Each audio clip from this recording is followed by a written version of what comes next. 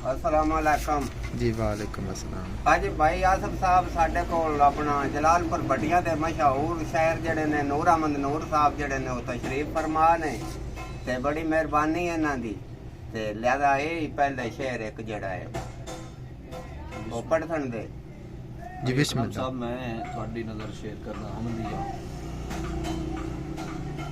वो शेर है कि अल्लाह पाक दी जात तू नूर पर डरिए ना करिए सख्त बुलारे।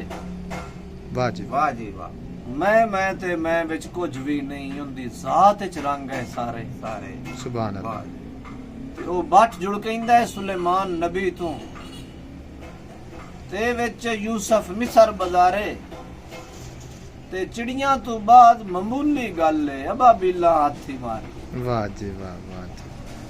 जी वाह जी वाह नूर साहब जी ते मैं अपने जनाब पहला शेर जा अपने मुर्शद खाने दे हिसाब विच पेश करता बिस्मिल्लाह। ते अलो फेक दे नाम दी सिख मैनू अलो फेक दे नाम दी सिख मैनू जिथे मिलिया पीर जिथे मिलिया सीस निभावसा मैं वाह जी सिर रख के सरकार दे विच कदमा पई रोबसा ते कुरलावसा मैं सुभान अल्लाह। साइयां कर लिया तुसां कबूल मैनू दर छड़ के कदी ना जावसा मैं वाह वाह राज इश्क अंदर अकरम राज हुंदा बुए इश्क अंदर जातियां पावसा वाह। क्या बात है भाई, इकराम बहुत